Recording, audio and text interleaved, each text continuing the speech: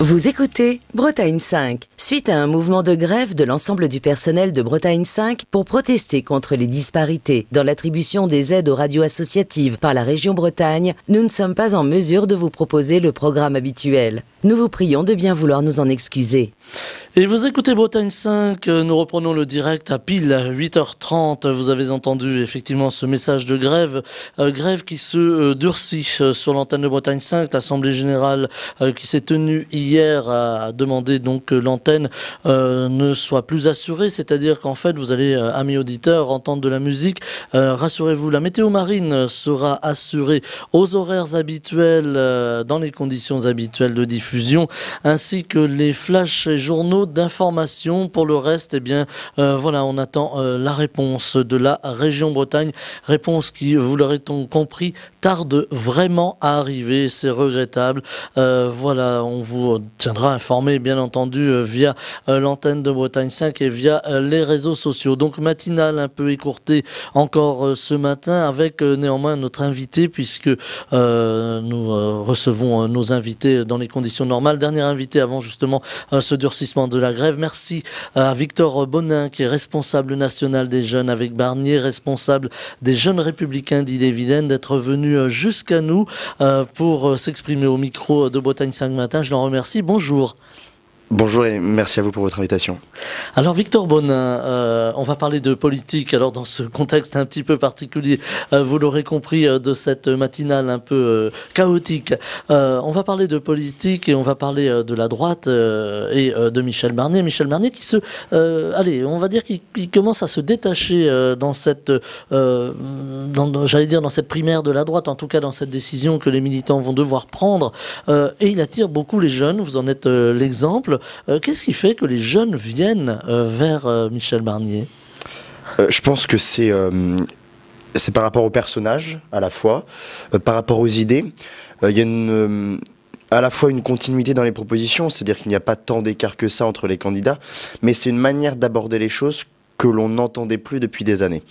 On sort de la politique qui se fait entre guillemets sur les plateaux télé, on sort des hommes et des femmes politiques qui ont passé 10 ou 15 ans de leur vie à commenter la vie publique sans réellement agir. On a un homme qui en fait, depuis des années, enchaîne les services pour la nation et pour la France, à la fois en tant que commissaire européen, 2 fois, négociateur du Brexit, ministre, élu local, et depuis les années 70, c'est un homme qui est au service de la France et qui n'est pas là pour alimenter un débat public de petites phrases. Donc déjà sur la forme, ça tranche.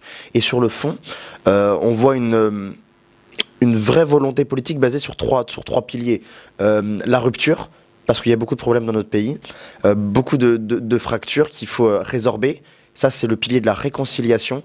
Et également, rouvrir un dialogue avec les Français et proposer un nouveau contrat de société. Donc, il y a vraiment une projection et les jeunes, ils sont en attente de ça. Qu'on leur propose un avenir à 15, 20, 30 ans et pas simplement des mesures court-termistes. Voilà, donc une vision à long terme, à plus ou moins long terme, et puis aussi une expérience finalement. Bien sûr. Moi, j'ai souvent tendance à dire que c'est le meilleur CV de la République. Je pense qu'aujourd'hui, on n'a pas d'éléments comparables en France de quelqu'un comme lui.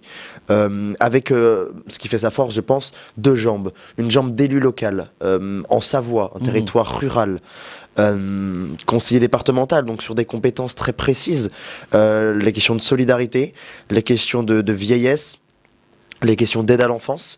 Donc c'est très concret, un mandat de conseiller départemental. Ensuite, ministre de l'Agriculture et de la Pêche. On voit aujourd'hui avec nos pêcheurs combien c'est crucial de maîtriser ces questions-là. Et surtout dans les années à venir où le défi démographique va poser des questions de souveraineté alimentaire. Ministre des Affaires étrangères. Et ce qui renforce encore plus, selon moi, sa capacité et sa stature d'homme d'État, c'est son mandat de négociateur en chef du Brexit. C'est-à-dire qu'il était autour de la table des 27 chefs de l'État. Voilà, donc quelqu'un de connu, quelqu'un qui fait référence finalement. Alors qu'est-ce qu'il a de plus par rapport aux autres candidats de la droite, alors en dehors de tout ce que vous venez de nous citer? Je pense qu'il l'a annoncé, il ne fera qu'un mandat. Il passera les relais pendant son quinquennat, mais c'est cette volonté de se dire que je suis là pour 5 ans, pardon, un mandat pour 5 ans, et que donc je pourrais faire ce que beaucoup n'ont pas fait parce que je ne pense pas à ma réélection. Donc ça déjà c'est important, et c'est très humain quand il nous dit, et c'est le seul candidat à le dire, à utiliser le nous plutôt que le je. À vouloir vraiment créer cette équipe de France, à dire qu'il n'en sera pas le chef suprême, mais le capitaine et l'animateur. Je pense que c'est la meilleure personne pour mettre les gens ensemble. Il l'a fait pendant son mandat de négociateur en chef. Il a mis des pays diamétralement opposés sur la même table, de l'Espagne plutôt socialiste à la Hongrie plutôt très conservatrice, qui l'ont suivi, qui ont reconnu en lui un chef qui sait mettre les bonnes volontés ensemble. Et on en aura besoin. Parce que demain, Valérie Pécresse, Xavier Bertrand, Éric Ciotti et d'autres qui ne sont pas dans la compétition, je pense à Laurent Wauquiez, à Bruno Retailleau, seront dans cette équipe de France. Mais là, aujourd'hui, il ne faut pas qu'on se trompe d'élection. Il nous faut un président de la République, un chef de l'État. Et je pense que c'est Michel Barnier qu'il nous faut. Alors, Victor Bonin, on est dans vous l'avez souligné en commençant, dans un climat, un contexte particulier d'une France fracturée, d'une France qui ne se parle plus. On voit la montée des extrêmes. On voit aussi, et vous en avez fait les frais sur les réseaux sociaux, une forme de communication vers les élus et parfois de menaces plutôt nauséabondes. Comment réconcilier, comment essayer de réconcilier tous ces Français qui ne se parlent plus ou qui sont devenus vindicatifs, parfois même violents? Moi, je pense qu'il y a deux volets. Il y a le volet du dialogue, qu'on se reconnaisse à nouveau des points communs entre nous, et ça va passer par une reconstruction d'une éducation, d'une culture nationale, où on met davantage en avant nos points communs plutôt que nos différences.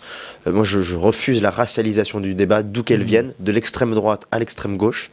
C'est-à-dire que les théories indigénistes, décoloniales, je ne les prends pas du tout à mon compte. Pour moi, c'est du séparatisme, et ça contribue à la fracture de notre pays. Et à l'inverse, à l'extrême droite, on ne peut pas dire à quelqu'un qu'il n'est pas français parce qu'il s'appelle pas François. Voilà. C'est pas ça la République. Moi, je me souviens de cette excellente phrase de Romain Gary qui disait: je n'ai pas une seule goutte de sang français, mais la France coule en moi. C'est cette formidable promesse que la France fait au monde, qui est une promesse assez unique et qu'on doit continuer d'enrichir et d'entretenir. Et il y a un autre volet, c'est celui où il faut être implacable vis-à-vis de toutes ces menaces. La justice doit être là pour protéger chaque citoyen. On ne peut menacer personne. Je prends l'exemple de... mais d'où qu'elles viennent, Jean-Christophe Lagarde qui tient des propos assez violents à l'encontre d'Éric Zemmour, je les condamne. De même que quand Éric Zemmour a des propos offensifs vis-à-vis d'autres personnalités, je les condamne. On ne gagnera rien à une radicalité du débat public parce que ça nous échappera un jour. Et quand on ne contrôle plus les choses, et c'est ce vers quoi on tend peut-être, on peut s'attendre au pire. Et je veux pas ça pour mon pays. Alors on voit des images qui nous parviennent de l'outre-mer, des territoires ultramarins. On pense à la Guadeloupe, on pense à la Martinique aussi, des images de violence. Alors, on va peut-être pas aller jusqu'à insurrection, bien que les images soient fortes. Est-ce qu'on a oublié ces territoires ultramarins? Est-ce que le président de la République, le futur président de la République, va devoir aussi avoir un travail vers un travail de réconciliation, là aussi, vers ces territoires, en tout cas entre la République et ces territoires? Mais bien sûr, je pense que c'est une des erreurs, mais pas forcément que d'Emmanuel Macron, mais de plusieurs présidents avant lui, d'avoir... On a laissé pourrir une situation, finalement. Ah, bien sûr. Mais aujourd'hui, je pense que la situation de la Nouvelle-Calédonie, c'est ça. Ces gens qui veulent leurs indépendances, c'est peut-être parce qu'on ne les a pas aussi considérés. Je veux le dire aujourd'hui, j'espère que la Nouvelle-Calédonie fera le choix de rester française. Parce que la Nouvelle-Calédonie, c'est la France. Et la France, c'est aussi la Nouvelle-Calédonie. C'est une formidable opportunité pour la France d'avoir cette projection dans le Pacifique. Mais ce n'est pas simplement un atout stratégique ou économique, c'est culturel. C'est dans cette diversité des cultures qu'on retrouve la France. Et donc moi, je comprends que ces territoires ultramarins se sentent un petit peu méprisés. Michel Barnier est le seul candidat au Congrès à être allé dans les Outre-mer, à avoir ce message permanent vis-à-vis de ces territoires. Et aujourd'hui, oui, il faut que l'on se réconcilie. Ça passe par plusieurs volets. Le volet sanitaire, le volet éducatif, davantage de connexion avec la métropole. Il n'y a pas la France et les Outre-mer. C'est la métropole et les Outre-mer qui font la France. On a un sentiment dans les Outre-mer, on voit par exemple dans certains territoires, il n'y a pas d'école de musique, voilà, parce que tout simplement, je prends à dessein la culture pour dépassionner un peu le débat, mais il n'y a pas d'école de musique ou de conservatoire de musique, tout simplement parce que voilà, ça n'a pas été envisagé. Est-ce qu'il va falloir justement rééquilibrer? Est-ce que, par exemple, on peut imaginer des compositeurs ultramarins qui viennent travailler en France? On a l'impression qu'il y a une fracture. Alors je prends la musique, je prends la culture, on aurait pu aller dans d'autres domaines. Mais bien sûr, on doit se dire que un jeune métropolitain français et un jeune des Outre-mer français doivent avoir les mêmes chances. C'est pas un territoire différent. La promesse républicaine française, elle est valable en métropole comme en Outre-mer. Ça veut dire que sur les dotations d'équipements culturels, sur les dotations d'équipements sportifs, sur les filières éducatives, notamment d'enseignement supérieur que l'on propose, il faut retravailler cela. On ne peut pas dire qu'il y a un avenir qui est moins radieux dans les Outre-mer qu'en métropole. Et c'est tout l'intérêt de ces départements et de ces régions-là, de ne pas avoir une exil vers la métropole. On ne gagnera rien. Nous devons dire que le département de là où vous venez, vous pouvez avoir les chances de réussir là-bas. C'est comme si on disait à un jeune d'Ille-et-Vilaine ou un jeune du Morbihan, si tu veux réussir, tu es obligé de partir à Nice. Et bien peut-être qu'il n'en a pas envie. Il a ses attaches autour de lui, il a construit une vie autour de son territoire, il a le droit de pouvoir y rester, il faut qu'on lui donne les opportunités. Alors aujourd'hui, dans ce débat passionné, dans ce climat, allez, on va presque dire délétère, il y a des grands sujets de préoccupation pour les Français. On parle de la sécurité, on en parle beaucoup. On parle aussi de l'immigration, qui n'est pas forcément le sujet le plus mis en avant, ne serait-ce que dans les enquêtes d'opinion. Mais c'est là, il y a quand même ce sujet-là, dont s'en parlent les extrêmes en particulier. Et puis il y a aussi la vie quotidienne. On a le sentiment aujourd'hui que les Français vivent moins bien. On a entendu tout ce débat autour de l'énergie, des coûts de l'énergie, des coûts des carburants. On a le sentiment d'une... allez, je serais presque tenté de dire d'une situation un peu explosive. Là aussi, il va falloir discuter, beaucoup discuter, changer les règles. Bien sûr, et discuter pour apaiser les tensions, pour abaisser et apaiser les tensions. Parce qu'effectivement, je pense qu'on tend vers une situation explosive. Et aujourd'hui, il faut que nous mettions collectivement autour d'une table pour faire baisser la tension. Vous parliez de sujets comme l'immigration, comme la sécurité, comme le pouvoir d'achat, qui sont un ensemble. Pourquoi est-ce qu'on élit un président? Quel doit être le but d'un président? C'est de créer du progrès collectif. C'est de se dire, à la fin de mon mandat, est-ce que je laisse une France dans un meilleur état que je ne l'ai trouvé? Et aujourd'hui, c'est l'objectif qui guidera Michel Barnier s'il est président. Un seul mandat pour dire, est-ce que j'ai amélioré concrètement la sécurité des Français, concrètement leur pouvoir d'achat? Est-ce qu'on vit mieux en France finalement après mon mandat qu'au début de mon mandat? Et c'est ça. La réponse avec Emmanuel Macron, elle est très claire, c'est non. Mais c'est pas parce que je suis un opposant politique que je le dis. C'est parce que les chiffres nous le montrent.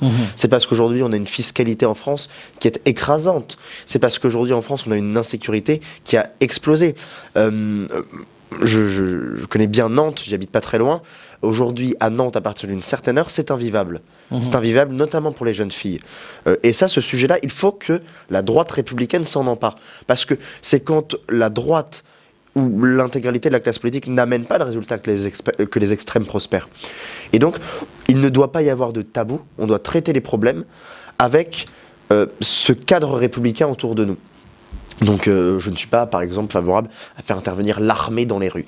Il y a un cadre républicain qui doit nous guider. Il faut renforcer plus les forces de police, bien par sûr, exemple. Bien sûr, mais c'est pas parce qu'aujourd'hui, il n'y a pas assez de forces de police, qui sont pas bien assez équipées, ou qu'ils n'ont pas les bons ordres, qu'on doit se dire, on passe à l'armée. L'armée, c'est pas ça son rôle. Avec Sentinelle, d'ailleurs, elle est déjà sur le terrain. Mais ce n'est pas son rôle. En France, le maintien de l'ordre est à la charge des forces de sécurité publiques, c'est-à-dire la police, la gendarmerie et des forces de sécurité mobile comme les CRS. Peut-être qu'on doit créer des brigades spéciales dans certains quartiers où la situation est plus explosive, mais je ne suis pas favorable, oui, au recours de l'armée. Mais plus globalement, sur le pouvoir d'achat, qui est un sujet qui est primordial. Et dont on ne parle peut-être pas assez, mais qui pour moi est peut-être la mère de toutes les batailles. Parce que quand les Français vont bien, il y a moins de tension. Eh bien, le président de la République doit se dire comment je redonne du pouvoir d'achat aux Français. C'est pas par des chèques en bois sans provision. Ce que fait là actuellement Emmanuel Macron est en campagne avec le carnet de chèques des Français. Mais derrière, il faut la régler l'addition. Et c'est pas budgétisé, c'est historique. Le Sénat vient de refuser la partie recette du budget 2022, ce qui n'arrive jamais. Parce que aujourd'hui, nous sommes sur des dépenses qui ne sont pas provisionnées. Une des mesures que propose Michel Barnier, qui selon moi est très intéressante, c'est l'exonération totale des charges sur le premier emploi jeune pendant 3 ans. C'est de dire, et sur un emploi qui est stable, c'est-à-dire un CDI, voilà, un CDI. pour pas être sur la concurrence au CDD qui précarise. C'est le fait de dire, vous allez avoir un emploi, ça ne va rien coûter à l'entreprise, et derrière, on baisse le chômage et on crée de la richesse pour l'État, parce que un jeune qui a un salaire, c'est un jeune qui consomme plus. Ça, c'est concret. Ça, c'est pragmatique. C'est une forme de cercle vertueux, finalement. Bien sûr, exactement. Où dans chacune des étapes, on crée du progrès pour tous. L'entreprise, le jeune et l'État. Alors, justement, ce pouvoir d'achat aujourd'hui, il est mis à mal, hein, vous le soulignez, Victor Bonin. Il est mis à mal parce qu'il y a aussi les charges qui augmentent. Alors, on parlait tout à l'heure de l'énergie. Il y a un grand débat sur l'énergie aujourd'hui, nucléaire, pas nucléaire, mix énergétique. On parle de nouveaux carburants. Bon, voilà, il y a beaucoup de solutions qui sont possibles, mais elles vont prendre du temps. Est-ce que là aussi, sur ce volet de l'énergie, il va falloir se donner du temps, mais faire en sorte aussi que ce temps ne coûte pas trop en termes d'énergie aux consommateurs qui ont du mal aujourd'hui à se chauffer, à payer leur électricité, même parfois dans des logements isolés. Donc là aussi, est-ce qu'il va falloir trouver la bonne équation? Mais comme on disait tout à l'heure, il faut dépassionner le débat. Les gens qui vous disent qu'avec moins de nucléaire, on pourra demain aller vers une transition écologique, vous mentent. Ce sont des bobards. Ça n'existe pas, ce n'est pas possible. Tous les experts le disent. La part du nucléaire, aujourd'hui, elle doit être consolidée. Mais c'est pas une fin en soi. Comme vous dites, il va falloir qu'on se donne du temps. Du temps à l'innovation, du temps à la recherche. Pour que on trouve la solution. Par exemple, le retraitement des déchets. ITR est une solution. Mais ITR, c'est pas pour tout de suite. Il va falloir qu'on se donne ce temps-là. D'autres volets également. L'énergie. Ou le kilowatt qui pollue le moins et qui coûte le moins cher, c'est celui qu'on ne consomme pas. Aujourd'hui, on a 10 millions de passoires thermiques en France, notamment de gens issus des classes populaires qui n'ont pas les moyens d'isoler correctement leur logement. Demain, l'État doit être en soutien de ces habitants-là pour leur dire que nous allons pouvoir les aider à isoler leur maison. Parce que derrière, souvent les plus précaires. Hein. Bien évidemment. Mais ça, c'est une véritable politique sociale. Et pas avec des chèques carburant ou des chèques énergie. On leur dit, on va faire un plan. Encore une fois, c'est du long terme, c'est de la vision. Emmanuel Macron en est totalement dépourvu, mais c'est ça qu'il faut pour un président. En fait, de dire que si on isole une maison, eh bien, c'est peut-être plus coûteux à court terme pour l'État, mais à long terme, c'est des gains d'argent. Parce qu'une maison isolée, c'est une maison qui dépense moins d'énergie. Donc voilà, il va falloir construire de nouveaux réacteurs. Il va falloir que bien sûr, que nous ne nous focalisions pas sur le nucléaire, que sur le nucléaire. Le solaire doit être exploité, je pense. L'hydrogène également, mais l'hydrogène est conditionné à une part importante du nucléaire. Voilà, parce que ça, c'est très consommateur d'électricité. Pour être fabriqué, l'hydrogène, hein, on le fabrique évidemment. Hein. Exactement. Et pour avoir un coût de fabrication de l'hydrogène le plus faible possible, aujourd'hui, le vapoperformage, comme on l'appelle, cette technique qui est assez intéressante, nécessite que nous augmentions la part de nos réacteurs pour que la part d'électricité produite par le nucléaire soit suffisante, parce que comme vous l'avez dit, c'est extrêmement coûteux. Voilà, c'est gourmand en énergie et coûteux du reste. On parlait tout à l'heure de la politique. Allez, là aussi, on est dans un contexte un peu particulier. Hein. On parlait des extrêmes. Ben, on pense à M. Zemmour, hein, qui n'est toujours pas candidat au moment où l'on se parle. Mais qui arrive. On sent donc cette France fracturée. Puis on sent aussi dans la vie politique cette grande fracture. Hein, on parlait à l'instant d'énergie. Bon, aujourd'hui, il y a une grande préoccupation qui est l'environnement. Là, on voit les Verts qui veulent vraiment se placer. Est-ce qu'aujourd'hui, il y a une forme de... Alors, permettez-moi le terme, il est peut-être un peu fort, j'allais presque dire violent, de communautarisation de la vie politique. Ah mais je pense que la droite républicaine, elle gagne quand elle ressemble à la France. C'est-à-dire qu'aucun sujet n'appartient à personne. On ne va pas laisser le sentiment de la fierté nationale à M. Zemmour ou à Mme Le Pen. Il n'appartient à tout le monde, et il appartient à personne en même temps. C'est comme l'héritage du général de Gaulle. On n'a jamais autant cité de Gaulle que depuis quelque temps. Tout le monde est gaulliste. Mais tout le monde est gaulliste, mais aujourd'hui, c'est pas la surenchère. C'est pas on va pas donner des brevets à qui est le plus gaulliste. Cette phrase je crois que c'est André Malraux qui disait De Gaulle n'appartient à personne à part à lui-même. Personne n'est comparable au général. On peut s'en inspirer. Mais aujourd'hui, je vois aussi beaucoup de pratiques politiques qui s'éloignent de ce que pensait le général de Gaulle, de ce que disait le général de Gaulle. Il y a une distorsion de la parole du général, on l'a déformée finalement. Ou la pensée. Mais bien sûr, parce qu'aujourd'hui, le général de Gaulle est cité pour appuyer tout et n'importe quoi. Enfin, comme de M. Zemmour à Mme Hidalgo, on cite le général de Gaulle, alors que M. Zemmour, avec une certaine vision que je trouve... on parlait de communautarisme, oui c'est du communautarisme, parce qu'on dit qu'il y a des Français de première zone et des Français de seconde zone, c'est pas l'ambition du général de Gaulle sur un rassemblement du peuple. C'était ça, le général de Gaulle c'était l'homme du peuple. Et puis Madame Hidalgo, qui est la candidate du communautarisme, la candidate qui préfère parler à des communautés, exactement comme Emmanuel Macron dans son discours de Marseille, qui dit « je vois telle nationalité, mais nous on ne voit pas ça, on voit simplement des Français ». Donc oui, aujourd'hui il y a une communautarisation du débat. La gauche n'a pas le monopole de l'écologie. C'est la droite qui crée le premier ministère de l'Environnement. C'est la droite qui fait cette charte de l'environnement à valeur constitutionnelle. C'est la droite, notamment avec Michel Barnier, qui crée le fonds Barnier sur les risques naturels. Donc voilà, la droite n'a pas à rougir de son bilan écologique, il faut qu'elle s'en saisisse. Monsieur Zemmour n'a pas le monopole de la fierté nationale, n'a pas le monopole des questions de sécurité. Donc tout le monde peut parler de tout. Après, nous allons avoir un débat présidentiel, nous jugerons sur les propositions, mais on doit se fermer à rien du tout. Et je pense même que la droite doit continuer, comme elle a commencé à le faire depuis quelques années, à réinvestir des sujets comme le handicap, des sujets comme la précarité, des sujets comme la dépendance, qui sont extrêmement importants, selon moi. La dépendance, ce n'est pas un mal. Il faut... C'est un avis assez personnel que j'ai là, mais je trouve qu'on n'en parle pas assez dans le débat public aujourd'hui. Il y a des gens, aujourd'hui, qui sont en souffrance et que l'on n'aide pas. Le chômage, c'est pas simplement une question d'assistanat. Aujourd'hui, il y a des freins structurels à l'emploi.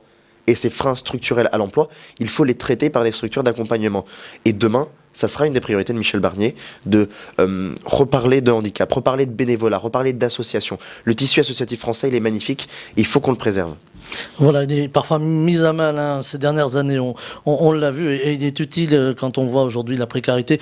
On peut penser aux associations d'étudiants qui distribuent des repas, on peut penser aux associations caritatives, on pensera aux restaurants du cœur qui viennent, les restos du cœur qui viennent de lancer leur nouvelle campagne avec encore plus de précarité. Voilà, elles interrogent aussi les associations sur le terrain. Mais bien sûr, elles poussent des cris d'alarme, ces files d'étudiants qui vont au Crous parce qu'ils ne peuvent plus se nourrir, mais quelle ambition pour un grand pays comme la France.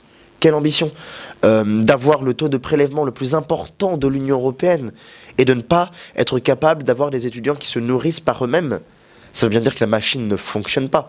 Ça veut bien dire que l'impôt tue l'impôt. Les gens n'ont jamais été aussi pauvres et précaires que depuis qu'ils ont des taux d'imposition aussi élevés. Moi, je pense qu'il faut baisser la pression fiscale sur les Français, leur redonner du pouvoir d'achat, et ce pouvoir d'achat, ils vont le réinvestir dans la consommation. Et ça sera un cercle vertueux, comme on disait tout à l'heure. Donc, et ces associations-là, elles nous le disent tous les jours, nous allons être à 10,5 millions de pauvres après cette crise du Covid. Crise qui n'est pas finie. Qui n'est pas finie, et qui, selon certains indicateurs, pourrait repartir à la hausse. Mais je pense qu'il faut qu'on soit très clair. Ce n'est pas normal qu'en France, une grande puissance mondiale, nous ayons 10,5 millions de pauvres. Et la droite ne peut pas être absente de ce sujet-là. Et je remarque les travaux d'Aurélien Pradier sur la pauvreté, sur la précarité, qui sont des travaux remarquables et qui font honneur à la droite très chiracienne finalement. Cette droite du peuple qui se soucie des individus. On a dit, alors on entend vos contradicteurs politiques qui disent oui, il faudrait remettre l'impôt sur les grandes fortunes sur le devant de la scène et taxer les plus riches. Est-ce que c'est aussi une idée, alors voilà, c'est un petit peu simpliste, mais est-ce que c'est une idée qu'on peut creuser ou est-ce que c'est exclu ? Non mais je pense que si c'est pour faire un effet d'annonce et pour donner à Madame Hidalgo les gages de la gauche, parce qu'elle a quand même soutenu un gouvernement qui n'avait rien de socialiste, ou en tout cas qui selon moi a trahi l'héritage socialiste, c'est un coup de communication pour elle, c'est très bien, mais concrètement, on ne fait pas de la politique pour des annonces. Combien rapporte l'ISF et combien cette suppression a fait gagner à l'État? Il faut une politique d'évaluation. Et je me souviens des propos d'Aurore Berger qui disait, si aujourd'hui l'ISF prouve, la suppression de l'ISF prouve que ça n'a pas été utile, nous le supprimerons. Nous supprimerons cette annulation. Aujourd'hui, je ne sais pas ce qu'il en est, je ne vais pas regarder les chiffres précisément, mais en tout cas, remettre l'ISF ne servirait à rien. Ne servira à rien. Aujourd'hui, il y a de la fraude sociale et de la fraude fiscale, notamment avec plus de 3 millions de Français qui aujourd'hui ont des droits sociaux ouverts alors qu'il n'y a que 65 millions de Français. Donc il y a des gens qui touchent l'assurance maladie mais qui n'existent pas, qui sont des cartes fantômes. Du coup, il faudra traiter ces problèmes-là. Michel Barnier propose notamment le remplacement de toutes les cartes vitales par une vérification biométrique. Il y a la fraude fiscale, sur laquelle il faut être implacable. Parce que c'est aussi une question de patriotisme. Quand on aime son pays, on veut que son système social survive. Et pour que notre système social survive, il faut cotiser en France. Mais à côté de ça, il faut aussi une fiscalité qui est plus avantageuse, qui est plus souple, où on a envie d'investir en France. Et quand les actifs resteront en France, il y aura tout de suite moins de fraude fiscale. Et cette fraude fiscale qui restera, il faudra la traquer, parce que c'est aussi, je pense, un enjeu de défiance vis-à-vis de nos concitoyens qui ne comprennent plus cela. Donc non, moi je ne suis pas favorable à titre personnel à une remise en place de l'ISF. Alors Victor Bonin, il nous reste 2-3 minutes, hein, ça va très vite le matin.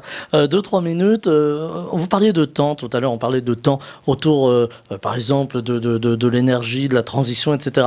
Il y a aussi le temps politique. On a l'impression aujourd'hui, là je m'adresse au jeune homme politique que vous êtes, on a l'impression que ça va très vite. On a les réseaux sociaux avec leur grande misère si j'ose dire.